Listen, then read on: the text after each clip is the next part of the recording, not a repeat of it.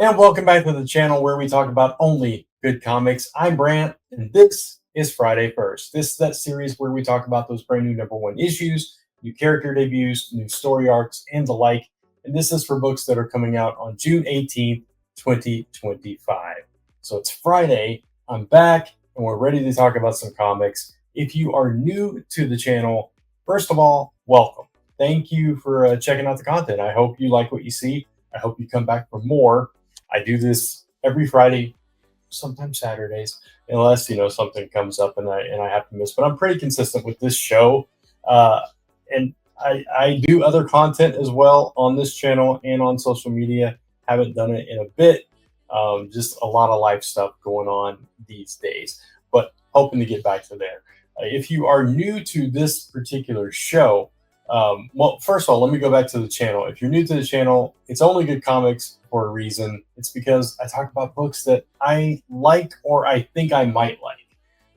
I do other content. I have a weekly live show that's on hiatus right now called Comic Book Weekly. And on that show, we have to be a little bit more critical because we talk about everything we read or all the big books and that kind of thing. And so sometimes I don't like everything. And so I wanted a channel where I could just talk about the stuff that maybe I didn't always get to talk about over there, the stuff that I actually like, stuff that I can recommend to you, and so on and so forth. So that's kind of what this channel is about. And this show in particular, it's kind of my take on most anticipated, but dealing with those first issues, or if it's not a first issue, it's a start of a brand new story arc or a second year of a book and so forth. There's one of those in today's list. So I start off by recapping or mini reviewing a few of the first from last week, and then I'll go into some honorable mentions or shout outs, and then we'll get into those rated books, which I rate 4 ratings: possibly good, potentially good, promisingly good, and positively good. Okay. So, and then I'll usually share some other non first issues after that. So that's kind of this show in a nutshell. Thank you for all of those that typically watch this show, for sitting through that description once again. So I appreciate it.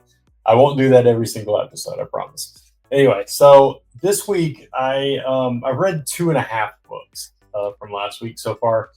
So I have 2 actual reviews. The first one was a longer book, and I didn't realize that going in.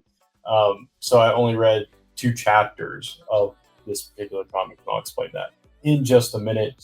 I have 6 honorable mentions this week, I think. Yeah, so there's still a lot of books. There's always a lot of books to talk about, so we're going to get into all of that shortly. But first, we're going to do those recaps. And I also want to let you all know that, what are the dates? Let me find out the dates real quick before I tell you this, about an appearance that I'm going to be making soon. Okay, so on July 11th through the 13th, which is actually the day after my mom and my brother's birthday, is when that starts. I'm going to be at Corpus Christi Comic Con. That's in Corpus Christi, Texas. We are going to be set up with Loops and Scoops Crochet, but we'll also have Last Number Press Comics there. I won't be there the whole time. Last time I was there for a good portion of it, though. And that's where, for anybody that follows me on social media, that's where I met Summer Glau, and that's where that photo comes from on Instagram and stuff. So it was a good time. It was a really fun convention. So we're excited to go back. It'll either be me, my wife, or my sister-in-law. Those are the people that you could potentially see at our booth. So anyway, if you are in the area, if you're going to Corpus Christi Comic Con and you'd like to meet me or say hello or whatever, yeah, come swing by and say hi. And I'll be there July 11th through the 13th. So I just wanted to throw that out there. But with that said, let's get into some recaps. All right, the first one I'm going to talk about is the one that I did not finish reading, which was Avengers Academy Assemble, issue #1. So the reason I didn't finish this one was because it's a very long book. And I didn't realize that going in. When I started reading it, I'm like, oh, this is thick. And then as I noticed that it was broken into chapters, I'm like, oh, okay, this is going to be a bit of a read. and it's a fun book. I like the book, but it is longer. It's on the longer sides. Just so you know, if you have not read this yet, I got through two chapters, so I don't know how many there are. I'm assuming there's four, based on the length of the book. So I got through basically half the book, if that's the case. So basically, this is kind of the Avengers recruiting young heroes to come to this academy to learn basically how to be Avengers, and just like the name says, and it's characters from all across the Marvel universe at different stages and eras. So it's kind of cool the way that they brought these particular characters together. We start off with Captain Marvel finding, I think it was Kid Juggernaut was the first one that we got introduced to, and bringing them into the fold. And they were kind of our entry character into this school and everything, and meeting all the other students and all of this stuff. But you have Captain America of the Railways. You've got Normie Osborn, the Red Goblin. You've got Lunella, which is Moon Girl, Devil Dinosaur, and you got Blade's daughter, Brielle. So you got a lot of interesting characters from all across the Marvel universe converging into this school, which is conveniently in between a bunch of different places thanks to the Imcron crystal, which, if you know your X-Men history, the Imcron crystal is a big deal. It's the crystal that basically caused the Age of Apocalypse, the original Age of Apocalypse. It's that crystal breaking that shattered reality and all this stuff. Now, granted, it was Legion going back in time and killing, his father by accident, right? But it was tied to the Imcron crystal. I don't remember exactly how, but I know that was a piece of it, unless I'm completely mixing up two storylines. Anyway, I know the Imcron crystal is an important thing. So they have the Imcron crystal, or a shard of it, and it's kind of working in concert with something else that makes this academy be in multiple places at the same time, but the actual location of it is secret. So when we get introduced to Kid Juggernaut, we see, and this is early on in the book, we see he has a backpack and he has a skull in it, and there's these bees flying all around. And that kind of leads us to our first villain encounter, which is Swarm, and that's how he gets into the school. So that's kind of the setup for everything. This early part of the book was, or at least the first chapter, was Kid Juggernaut meeting everybody, getting introduced to Moon Girl, getting to take a ride on Devil Dinosaur, meeting different characters like Blade's daughter, who we can't see all the time because he's magic, and for some reason magic people can't see her. Red Goblin, and his craziness, zaniness, and getting to meet his roommate, which is Captain America of the Railways, which then a little romantic spark starts from there. And then the second chapter was them battling Swarm and all of that. So now we're going forward from that point in the second half of the book. So I can't judge this book completely because I've only read half of it. But what I did read, I enjoyed. What I will say is, if this book isn't going to be for everybody, and I know no book is for everybody, right? But this one is for fans of stories that kind of roll a little slice of life into it. This is a lot of, at least in these early couple of chapters, this is a lot of these kids interacting, getting to know each other, kind of goofing off at times, little romantic sparks. If you're not a fan of like Strange Academy or Doom Academy or Runaways and those kind of books that have those elements to them, you're probably not going to like this. I do like those kind of books though, so I do like this. And I think it's a lot of fun. Whether it's going to get old or not, time will tell. I don't know how long this series is. I don't even know if it's got a second issue. I really don't. But either way, I like this book. I enjoyed it. I like the characters that they chose to showcase here. Most of them I'm familiar with. One of them I'm not, which is the character in the yellow outfit there. She can kind of switch places with people, and I don't really know anything about her. So she's interesting. And Kid Juggernaut, I don't know a whole lot about either. But I learned quite a bit. Of course, he was the entry character, so you learn a little bit about his family and his past and that kind of thing. So, anyway, I thought it was a fun book, and I would definitely read more of this, but it's not going to be for everyone. Second, we have Trinity, Daughter of Wonder Woman. Now, this is weird because the three books that I read, the first issues that I read, were all kind of in a similar vein. So this one was even a little bit um, more goofy and comedic and stuff. So basically, we are seeing three versions or three ages of Trinity. Now, we've seen the backup stories with her being a little kid and babysat by um, John Kent and Damian Wayne, right? We've seen, in the whole Wonder Woman arc where the Sovereign is talking to her throughout the whole thing. So obviously she's older there, and all of that stuff. So we've seen a fair bit of Trinity recently. In this particular one, we start off with the young version, that the babysitting age, right? And she's found a corgi that is a superhero, and Pariah shows up, and he's kind of the first character we see in this book, and he's being sent from world to world and watching their suffering and all this stuff as Pariah does, and he comes in contact with Trinity, and so lo and behold, not to give too much away, but lo and behold, we end up meeting Trinity at three different ages, and these three different ages interact with each other. And I won't say much more than that, except for it's kind of fun because it's like if you were able to go back in time to, let's say, 5, 6 years ago and talk to yourself then, and then the two of you go back to your childhood version, right? Something like that. And you kind of, because your life experiences are different and you view things differently, and you realize how dumb or how ignorant or ill-advised you were at different points in your life, and you're like, no, this can't be me, and you got to do it like that. You know what I'm trying to say. That's kind of what we get here in a comical way, and I thought it was fun.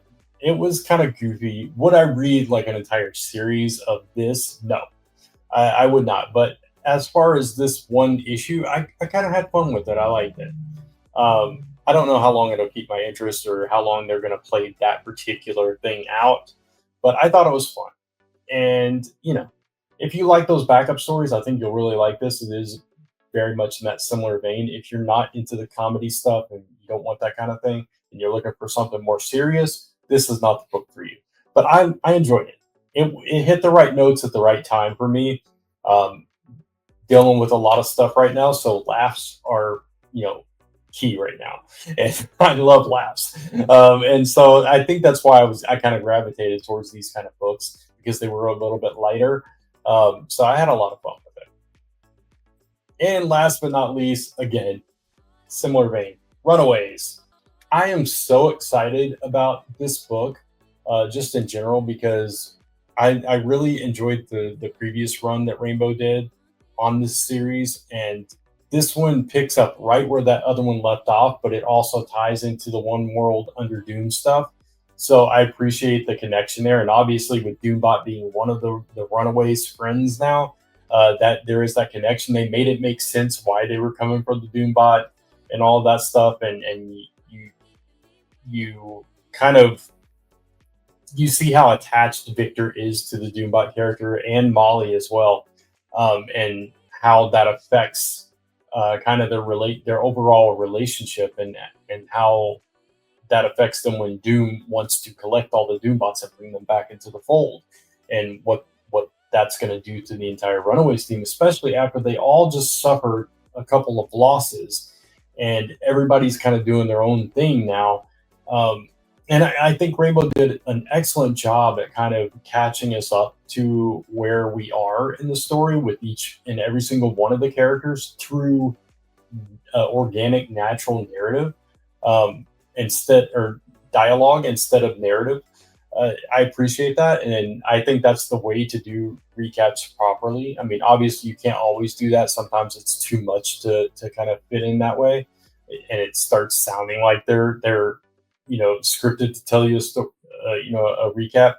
But this was very natural, and I think they were able to hit every single character arc uh, from the last run up to present, which prompted us for what happens at the end of the book.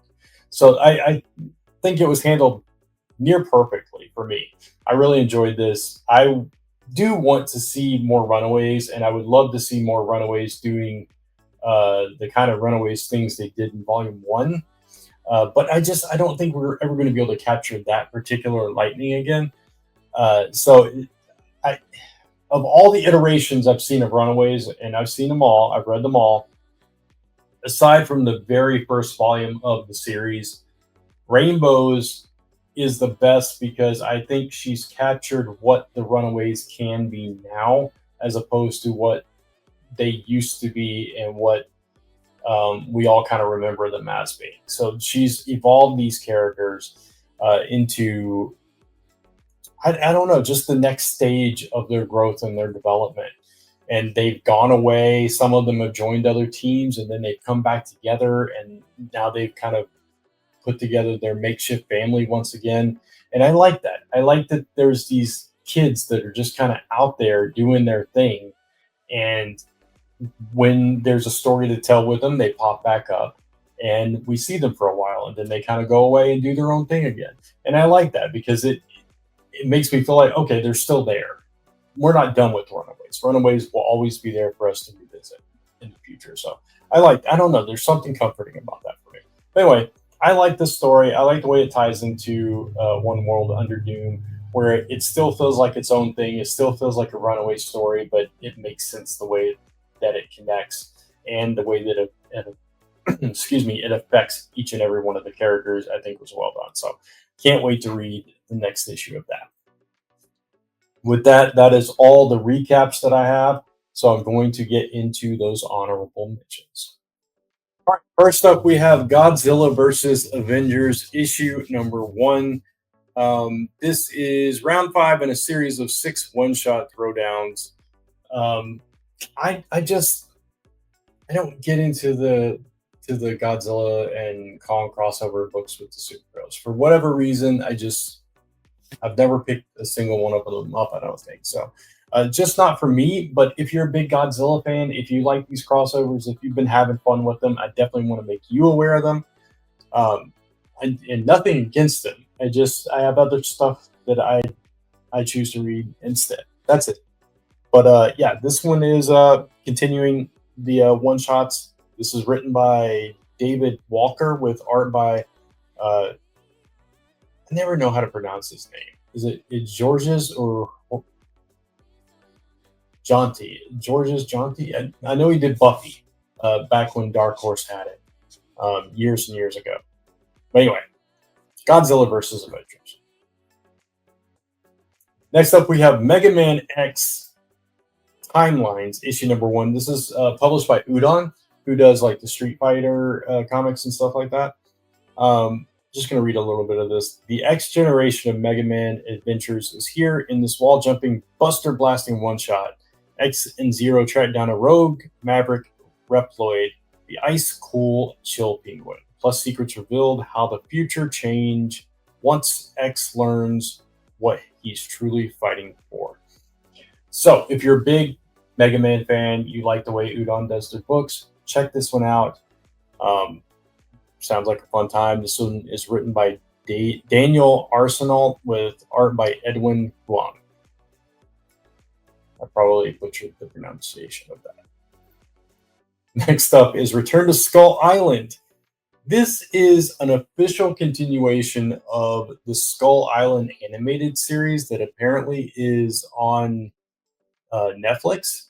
I had no idea this existed, and I've really been into the what is it called? God, I can't think of it. Anyway, the more recent like Godzilla and Kong movies and that TV show, the Monarch. Um, I've been into all of that. Like I really like all that stuff. So it's not that I have a problem with kaiju, classic kaiju stuff. Um, Going back to the Godzilla versus Avengers thing, I really do like those movies and shows and stuff. But I had no idea that this series existed. So if you did and you're a big fan of the Skull Island animated series, this is the official continuation of that. A ragtag group of castaways must return to an island steeped in dark secrets and danger. And this one is published by Titan Books. This is written by Simon Furman with art by Chris Jones. Next up, we have a Spawn Universe title, Bloodletter, issue number 1, written by Tim Seeley with Joseph Iliage with art by Christian Rosado. This is about a former CIA operative forced to live in the shadows, but was outed by Al Simmons 10 years ago. So she's out for revenge now. So that is this story. If you know what I'm talking about, if you are a fan of this character, just want to make you aware that this one is coming out as well. So go check that one out. Next up, we have, actually, that's the wrong one. Next up, we have Star Trek Omega, issue number 1 from IDW. This is written by Jackson Lansing and Colin Kelly with art by Christopher Cantwell. So, absolute superstar team right there. This is 2.5 years of comics spanning 60 years of Star Trek history, it says. This is the denouement of the critically acclaimed Star Trek and Star Trek Defiance storylines. So if you've been following all of those storylines from IDW, this is kind of the culmination of all of that. So definitely check this one out. And then finally, we have Star Wars, Dr. Aphra, Chaos Agent, issue number 1. The only reason this one is a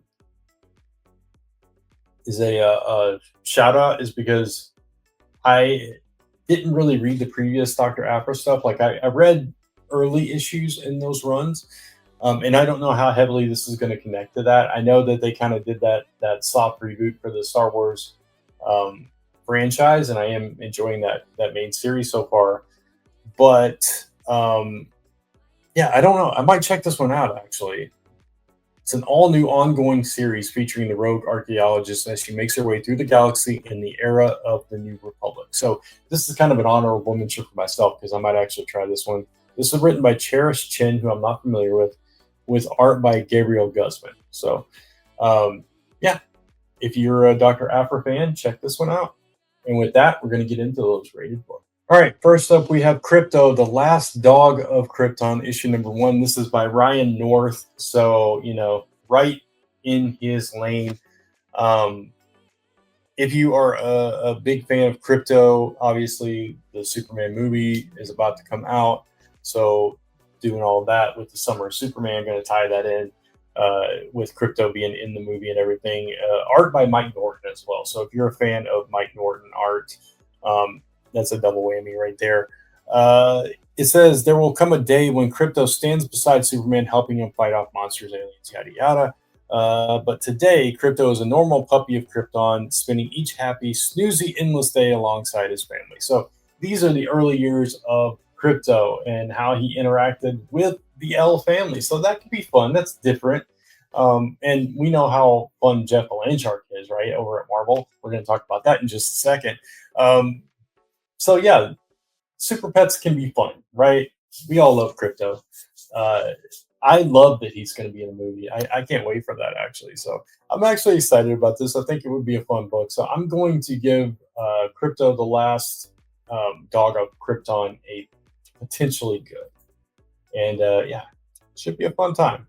As promised, next up is Jeff the Landshark, issue number 1. This is a brand new miniseries. This is not like the previous ones where it was collecting the Marvel Unlimited shorts. This is an actual full-length miniseries featuring Jeff the Landshark, who just debuted in Marvel Rivals. If you are not playing that game, go check it out. I've only played it once. I still need to go back. It's I still have it installed, and it's constantly updating. So I should go check it out some more. My brother was even telling me that I should get back in there. But Yeah, so this is still Kelly Thompson at the helm with artist to Toku Tokoro. I'm so sorry. I know I did not do that justice. But anyway, um, yeah, so everybody loves Jeff, the land shark, right? It's always fun. And now we got this full length mini series that could be a riot as well. And it looks like he's making some friends and enemies in this. So always up for some Jeff, the land shark. So I'm going to give this one a promisingly good. Next up is one I'm not super familiar with. This is The Oddly Pedestrian Life of Christopher Chaos, Children of the Night, issue number 1. Now, I do remember this series coming out without the subtitle, The Oddly Pedestrian Life of Christopher Chaos, and I do believe that I tried out an issue, maybe two. I don't really remember. Honestly. This is written by James Tynion the fourth and Tate Bromble with art by Isaac Goodart. Um, so I'm sure I tried it because I usually try Tynion's books. I just don't remember what it's about, but it says in the last line there, will the monster club survive their latest foe, or will they be torn apart piece by bloody piece? Um, and it says this terrifying new arc for the series introduces the Chaos versus Dr. Henry Jekyll and a brand new monster hunter known only as Hellbound. So they're monster hunters, and yeah, you're introducing Jekyll and Hyde and all that good stuff. I like the cover. I don't know why I didn't continue it if I did try it out. I probably just forgot about it and missed an issue or something like that. But yeah, I might pick this up because it seems like it's going to be a good jumping on point. Yeah, this one is from Dark Horse, and it is $4.99 for a 32-page book. I'm gonna give it a potentially good, just because I don't remember much about it, but it did pique my interest. I do remember this book. I just can't remember any of the. Maybe I just got it and never read it. That's possible too. I don't know. Anyway, I might check it. Next up is a new one from Oni Press called Benjamin, issue number 1. I can't always find Oni Press stuff, so I don't know if I'll get a chance to read this. But this is interesting. This is a very, as they call it, meta. I think they call it metatextual. Yeah, metatextual. Um, this is by Ben Winters and Leo Max is the artist. Christian Ward does the cover art there, which looks like it's based off of oh god, what's that guy's name? The actor, you know who I'm talking about, but it looks like that actor. Anyway, I'm just gonna read a little bit of this because it's a lot. Edgar Award nominee and Philip K. Dick Award winner Ben H. Winters, who did EC Squirrel Universe, the Last Policeman trilogy, and rising star Leo Max from EC's Epitaph. And various other things. This is a 3-part prestige format series exploring the hallucinatory second life of a brilliant author who imagined our desperate future but never imagined he'd become part of it. So basically, this is like someone, like a science fiction writer, writing a story about the future, kind of predicting it based on all the factors and everything. Super smart person that can predict where our society is going to go, and then somehow this particular writer becomes part of it, gets pulled into it. They awaken in a burned out motel on the fringes of LA, and remembers dying, shouldn't be alive, shouldn't exist anymore, doesn't know if this is a dream or he's been reincarnated, if he's a robot, whatever the case may be. But yeah, now he's here and he's called on to investigate this mystery, which is himself in this reality, and doesn't know what's going on. So it sounds interesting. Art imitating life, imitating art, all that stuff. Like I said, metatextual, kind of pulling the writer of the story into the story and all that stuff. So if you like that kind of stuff and like trying to wrap your head around that stuff, sometimes I'll watch a movie like that, and it's really interesting to me, trying to get all the ins and outs and the the little nuances of it and everything. So I don't know. It says in this one he died in 1982, but he wakes up in 2025. So that's kind of what is going on there. So I think that could be very interesting. That sounds like a movie I would watch. So it's a book that I might try if I can get my hands on it. So I'm going to give it a potentially good. No, actually, I'm going to give it a possibly good because I'm not familiar with the creative team. So yeah, I'll give it a possibly good.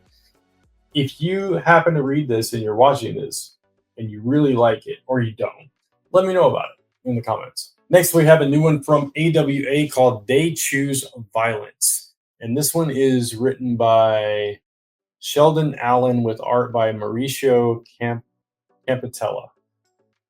So this one sees these three best friends, these career women, kind of team up because they're sick of basically, as it says it. I'll just put it the way they said it because I can't say it any better. The systemic injustice plaguing their community. So they come together as this vigilante squad that targets white supremacists. So it's kind of tapping into some things going on in the world, and these supremacists have circumvented the justice system. They've gotten away with everything, and so they want to give them justice, as violent and as gruesome as it could possibly be. It's liberating to them, but also addictive and fun. And then a copycat emerges, and so this is kind of an exploration of what happens if you follow your base instincts and kind of react instead of sit back and think about it, or use your typical inner goodness to just kind of have these thoughts and then move on with your life, and not act on them. This is what happens if you actually do act on them and you follow it down that rabbit hole. That's kind of what they're exploring in this book, which is definitely interesting. I don't know. I don't know if it's quite the book for me. At the same time, I do tend to try stuff like this out because I don't know. It just sounds interesting. And AWA, sometimes they'll put out a book that just kind of hits every note for me. So yeah, I don't know what else to say about it. Except for I may try it out, I may not. I'm undecided until I kind of flip through it and see kind of what level of violence and everything. It may be a little bit too. I don't know. I don't always like books when they get too political or too like it could actually be happening outside my door. Sometimes that becomes too much, depending on where my head's at that given time, what's going on around me, and if I want escapism or I want to kind of sit in something. You know what I mean? So it just depends on the mood, really, with this one. So for that reason, I'm going to give this one a potentially good. But yeah, it may just not be for me right now, or it may not be for me at all. I don't know. It may not be for you. Going back to some lighter things, let's talk about a villain book. Bring on the Bad Guys, Doom, issue number 1. This is part 1 of a 7 villainous one-shots. I guess it's tying into One World Under Doom. It says the balance of power is forever changed. An ancient artifact known as the Soul Forge has the power to collect all the souls on Earth. Dr. Doom must stop it at all costs. Who is the mysterious Sister Sorrow, and what is her connection to Doom? So, yeah, I don't understand like where this is taking place. Like, it's written by Mark Guggenheim with art by Stefano Raphael. So I'm not exactly sure if this is just villainous one shots happening randomly and so on and so forth, or what. If it's just kind of this random one-off kind of thing, I'm thinking like, yeah, they're just kind of capitalizing on Doom because the whole MCU stuff, and I'm not as excited about that. If it's tying into something else, maybe, but it could just be a cool story, right? So I'm kind of torn on this one, honestly. I'm going to give it a possibly good. Um, but I think this is probably going to be a case of if you really like a villain, you're going to pick up that one shot. And if not, you're going to pass it on by. I don't think they're going to be connected. I think they're just going to be, showcasing various villains in the Marvel universe. So we'll see. I told you there was one of them that is not a first issue. The Ultimates, issue number 13. This is the start of year 2 of the Ultimates. They have decided, based on last issue, to do things differently now, where instead of one person leading or this person leading or 3 people kind of calling the shots and everything, now it's basically a democracy. Everybody's going to get together. Everybody, no idea is too small or too big. They're going to discuss everything, and that is the Ultimates 3.0. And so this is kicking off Ultimates 3.0. The Maker is about to be released in 6 months. They're running out of time, and now it's time for them to do things different. So that's what we're going to see here, and we'll see exactly what different looks like in this issue. So I really enjoyed this book. I think it really picked up after that fight. I think it was issue 7 with Hulk. So I'm going to give this one a positively good, just because even when it's just talking heads issues, I feel like this book has just turned a corner, and it's just really good for me personally. And I'm really enjoying every issue. So positively good for me. And last but not least, we have Emma Frost, the White Queen, issue number 1. And this is going back to her days of the Hellfire Club. We know her at various stages of her career, but I feel like her time in the Hellfire Club was told in bits and pieces in various X-Men books, right? Whenever it was time to involve Emma Frost or involve the Hellfire Club, we would see glimpses and stuff. And I'm sure there's been points throughout the years where we've gone back and seen various scenes through it, but we haven't really focused this full story of her there, right? We had the Emma Frost series when she was younger, when she was coming into her own, which I really loved that series, by the way. And the Greg Horn covers on that book were phenomenal. I got most of the issues of that entire run, I believe, as it was coming out. So I love Emma Frost. I think she's a fantastic character. She's one of these characters that she rubs a lot of people the wrong way, and a lot of fans don't like her either. But at her core, she's always trying to do what she feels is best for mutant kind and best for her, what she considers her friends and family, even if it doesn't seem like she cares about them. And she's really smart, and she's really a great strategist. She just gets it. She stands up to people like Professor X and that kind of thing. So I think there's a lot of layers to Emma Frost, and I think she's one of the best characters in the Marvel universe, honestly. I've always liked Emma Frost for whatever reason. I mean, she is attractive too, right? But no, her character is just, she's so layered, and there's so many different what's the word? Like, you know how you're different with different people in your life, right?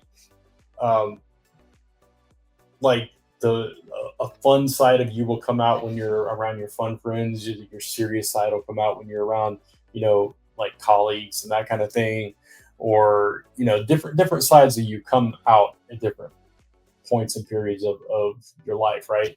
And I think that's kind of the way Emma Frost is, and she's got all these different facets of her that we don't always get to see. We just get to see the wall that she has up all the time, which kind of gives her a little bit of an edge, kind of cocky, bougie, kind of all that kind of stuff that we see. But her heart is a heart of gold, really. And again, she's one of the smartest characters in the mutant side of the Marvel universe. So I just think she has a lot of power. So anytime there's a book about her and telling a story about her, and we're learning more about, how she navigated different things, that's kind of intriguing to me because she is so clever that I like to see the moves that she makes. So in this one, after that very long, glowing, you know, review of Emma Frost's character, you probably didn't ask for or want. She is grappling for power within the rest of the inner circle, and we see her ruthless ascent to the top. She discovers there's a mole within the Hellfire Club leaking secrets to the X-Men, and she's gonna try to discover the truth. So that's kind of where we're at. It's in her villain era, so that's kind of fun. This one is written by Amy Chu with art by Andrea DeVito. So yeah, I'm definitely going to check this one out. I'm excited about it, and I'm going to give it a promisingly good. All right, that's it for those rated books. So we're going to talk about a few other books that are not first issues before I let you go for your weekend, and to enjoy your Friday the 13th, whatever that means or whatever that looks like for you. So we've got Bug Wars issue number 5. It says Slade must enter the Weird Web, which is a labyrinth made up of cobwebs and full of spider witches. And these are the deadliest spiders known to man. So he's got to kind of navigate all of that to be able to save his family. So that's going to be creepy because I really hate spiders. We'll see what it's all about. We've got a Glimple issue number 2. I thought the first issue was a lot of fun. I enjoyed it, and I want to know all about this doppelganger and just this interaction. I know this isn't for everybody, but it's for me. So I'm going to read it, and I'm going to have fun with it. G.I. Joe number 8, Major Blood is back. So he is out to get revenge on the Baroness, who is the one responsible for taking his eye. Now we know the Baroness gave him his eye patch, at least in this version of the continuity. And so, yeah, we'll see if she decides to stay with G.I. Joe or not, apparently. We've got I Was a Fashion School Serial Killer, issue number 3.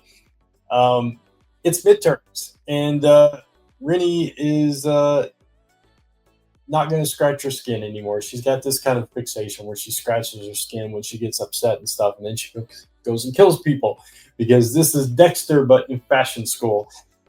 She does, target a certain type of person, which is at least good, I guess. This is a weird book, man. This is just a weird book. She's wearing clothes made of people's skin, and her teacher thinks she's a genius, doesn't realize it. Man, it's gruesome. It's gory. And for some reason, I'm drawn to it. I don't know what the heck. I don't know. But it's an interesting book, and I enjoy reading it. I don't know why. Anyway, that's all I'm going to say about that one. Let's go on to Exquisite Corpses, issue number 2. Speaking of corpses, the first issue of this was pretty good. There's this town where all these rich people kind of just take over a small town every year, and they pick a champion.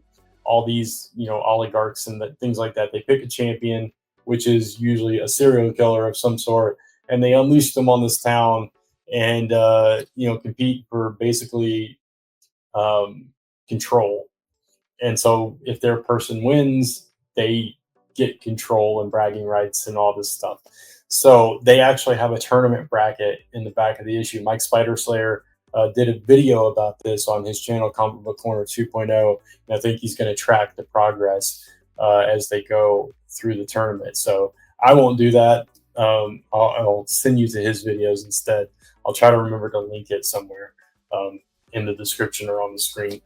But yeah, so this is the second issue where we're going to get into, we've already seen one casualty, and we're going to see if any more bite the dust here. This is by Michael Walsh from Silver Coin and James Tynion from World Tree, and I already mentioned him early on, and rising star artist Mariana Ignazi from Catwoman to kick off the next chapter of this horror event. So I'm looking forward to it, actually. And what a perfect book to talk about on Friday the 13th.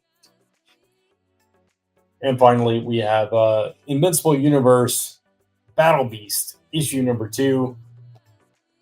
I'm just happy to be back in the Invincible Universe. I know we're not getting Invincible, but I'll take this. I thought the first issue was pretty solid. I like it. It felt like, a story within, a random issue of Invincible. So I like that it still felt that way. In this issue, he's entered the Blood Games. And this is really bad news for everybody else, I guess. The cover has him drenched in blood and all this stuff. So I just love this world. This is Robert Kirkman, Ryan Ottley, creative team from Invincible, and I'm here for it all day, every day. So there you go. But that's it. That's all the books I got to talk about this week. I am starting to lose my voice, and I hope you enjoy this. If you do, consider giving it a thumbs up, and if you want to see more of it, hit that subscribe and notification bell so you don't miss any of the content on the channel, and you can come back here every week to watch this. Of course, you can follow me across social media at Only Good Comics, or type in onlygoodcomics.com to take you right back to this YouTube channel where we talk about only good comics. Until next time, thanks for watching. As I hit my desk, take care, keep reading those comics, and I'll see you soon.